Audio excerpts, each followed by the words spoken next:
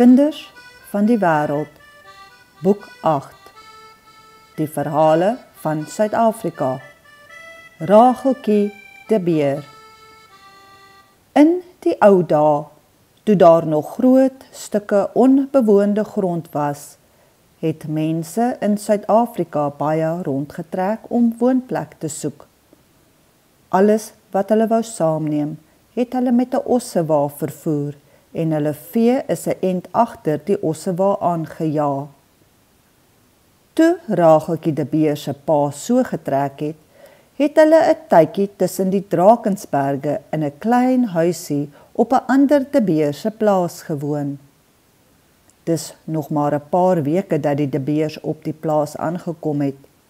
Pappa en mamma, Racheltjie van 12 en Boetie van 6.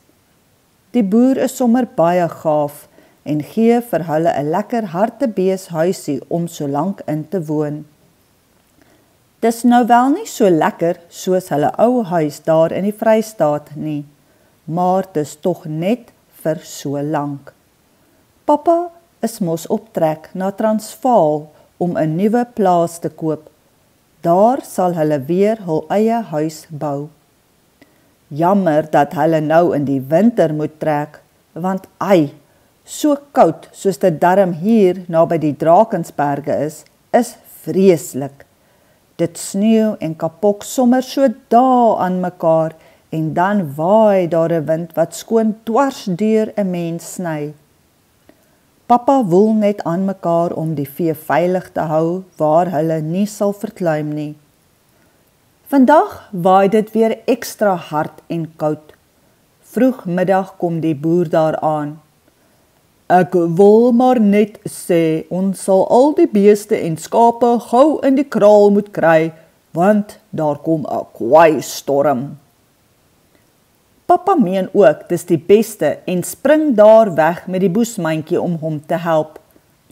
Dis nie lank nie, of die ou klein lammetjies is almal by Racheltjie hulle in die huis en die beeste en groot skape staan veilig in die kraal. Maar pappa is ongerus. Een kalfie makeer. Ons moet hom soek voordat die storm losbars. Hy kan nie te ver wees nie, want die koeie was maar die heel môre hier by die eerste laagte rond, sê hy. Hy en Boesman loop een koers en hy sê Racheltjie moet gou-gou 'n draaitjie na die ander kant loop om te kyk of sy die ou dingetjie nie kry nie. Toe Kleinboet dit hoor, kan dit nie hoër of laer nie, hy moet saam. Mamma dink, dis tog nie ver nie, en sê sussie moet hom dan maar saamvat.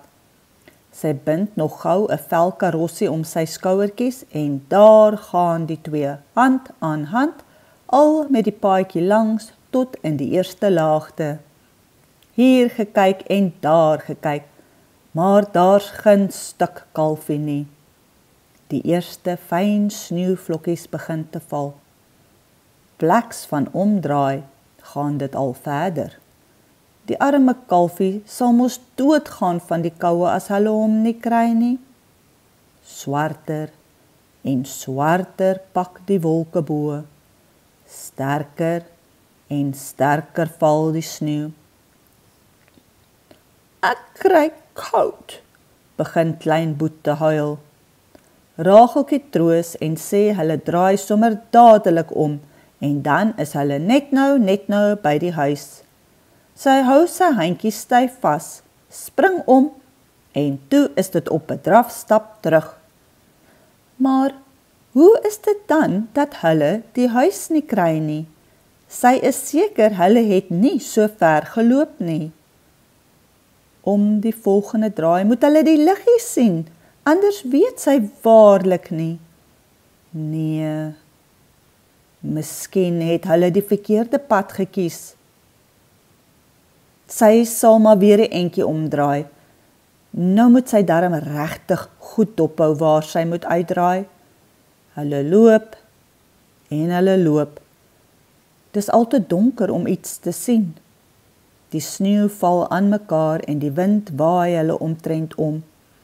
Kleinboet huil hard. Toe maar, Boetie, ons is nou by mamma. Sy tel hom op haar rug. Knyp styf toe jou oogies, Boetman, dan sien jy nie die donkerte nie, praat sy mooi met hom. Dis nou maar net aanstap en aanstap, want sy weet tog nie waar sy is nie. Miskien kom hulle darm by die huis uit. As hy tog net 'n plekkie kan kry waar hulle teen die vreeslike storm kan skuil, dan kan hulle wag tot dit weer lig word en dan verder soek. In die donker loop sy haar vas teen 'n ding. Sy voel, ja, dis 'n groot muurshoop. Gelukkig is dit uitgehol. Net groot genoeg om haar boetiekie te laat inkruip. Eers sy ou beentjies vrywe en vrywe, want hy is stok styf. Dis nou ons huisie, sê sy ewe asof hulle pop speel. Jy kruip diep in en ek sit voor in die deurtjie. Maar Boetie bly aan die huil. My oortjies pyn. Gou haal sy haar kappie af en bind dit vas om sy kop. 'n Rukkie is sy tevrede, maar dan begin dit weer. My ruggie kry koud. Nou trek sy haar rokkie uit en vou dit om hom. Toe hy nog kla, is dit die onderrokkie wat sy uittrek. Aan mekaar gesels sy met hom. Hoe pappa hulle seker net nou sal kom haal, hoe mamma lekker warm sop in die pot hou, hoe Boesman net aan mekaar vuur maak om die kombuis lekker warm te hê vir hulle. Sy is nou self al te koud om te roer. Daar huil Boetie weer. Daar is geen ander raad nie. Met die grootste gesukkel kry sy haar wol onderhempie uit en woel dit om hom. Daar lê sy nou sonder 'n stukkie klere aan en die wind sny en die sneeu lê opgehoop langs haar.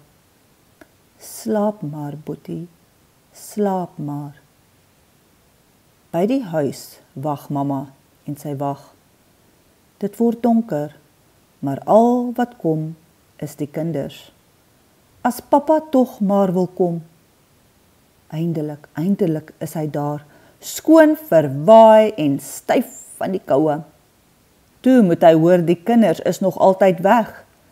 Gou is almal aan die soek. Mamma maak 'n groot vuur voor die huis. Miskien sal die kinders dit sien. Pappa skiet kort 'n skoot af. Miskien hoor hulle dit en kom dan. Dis later 10 uur.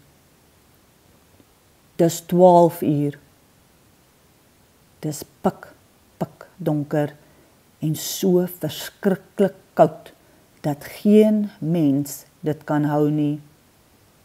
Dis 1 uur, 3 uur, en dit soek.